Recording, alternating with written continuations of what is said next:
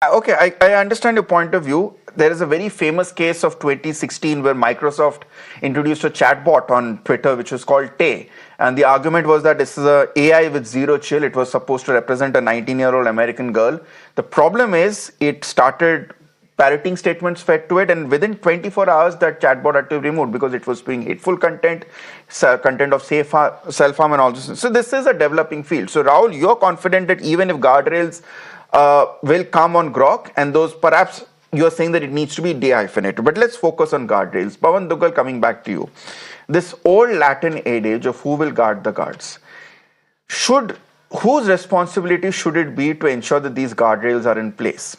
If it's the platform in this question in X, is it not the government's responsibility to then police whether these guardrails are placed or not? And if so, can we then trust any government for that matter to ensure that it just protects these guardrails and does not impinge into the area of censorship? Because if you look at past precedents, we just have 3 of them in the last few years. In 2021, when it comes to the farmer protests, there were several posts which were brought down. In 2023, when the Prime Minister's documentary aired on BBC, there were several posts which were brought down. In 2025, this year itself, when the stampede happened in the New Delhi station during Kumbh Mela, at a time when there was initially a lot of resistance to put out the real story, the directive came soon after from the IT ministry to take some content down. Can we then trust any government to not just monitor the social media sphere, but also ensure that it doesn't stray into the domain of censorship and become a net nanny? The beauty is that right now it's a wild, wild west. Most of the countries don't have any dedicated laws on AI. The only 2 exceptions are the European Union in the form of the EU AI Act and China's new rules on generative AI. Barring that, the guardrails have never been set. In fact, everybody is talking about guardrails, but what is the common consensus on which guardrails need to be put in where is a fundamental question that nobody is answering. Also, we need to be understanding that the responsibility of putting in guardrails is at multiple levels. First, it's a level of the coder. The coder has to make sure that he puts or she puts in appropriate ethical guardrails, legal guardrails, so that the chatbot or the AI algorithm does not go rogue.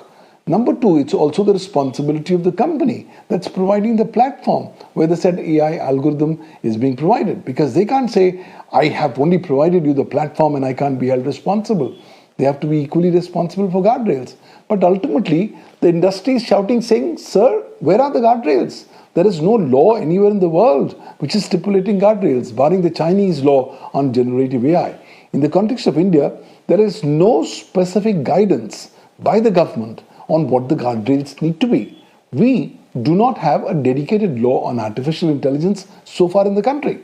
We also find that the IT Act is thoroughly inadequate when one looks at trying to regulate AI through guardrails, and so are the IT rules 2021 being completely silent on this scenario.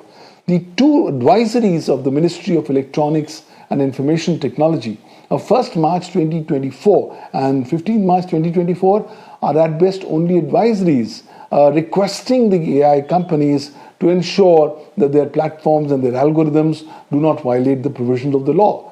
There is no penal consequences. So forget about guardrails. No private sector is ever going to put any guardrail till such time it's going to impact the economic interests. Coming to the second part of the question, yes, I think every sovereign government would want to have some control on AI for a variety of purposes. Number 1, for controlling the narrative. Number 2, because it could potentially prejudicially impact the sovereignty, security, or integrity of a country. Or number 3, it could even be prejudicially impacting the national interest or the national perspectives of a particular country.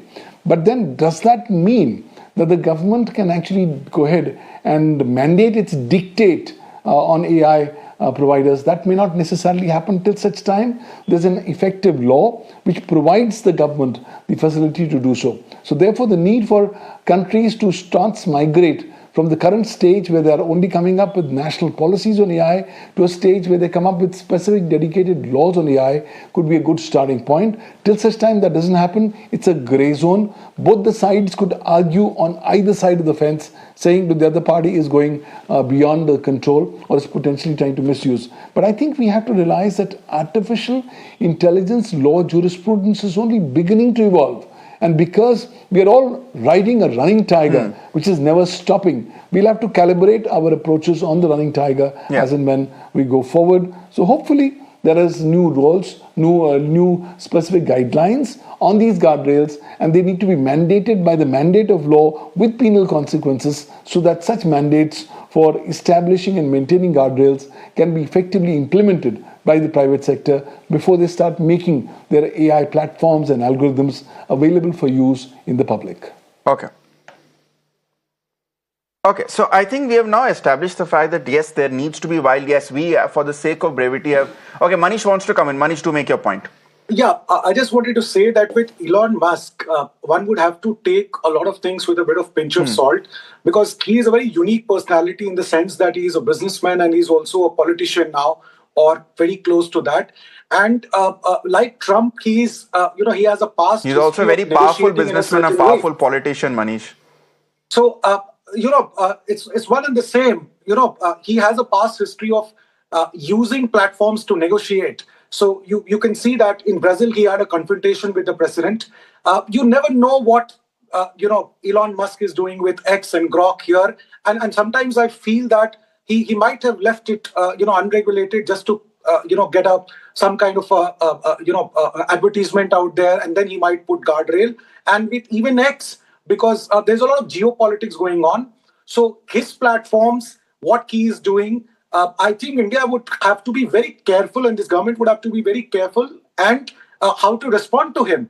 So there are a lot of things which I feel is at play when it comes to Elon Musk and his companies. So I think one would have to really keep that in perspective. But otherwise, all the social media platforms, they are pretty happy complying with whatever is happening. And another aspect is that whatever government it is, I think we should have first trust in our government. If we do not trust our government, who's going to do that? And if government does anything else, we have a pretty robust judiciary that it has to go, come back on that. So therefore, I think the first thing is that we will have to trust the government.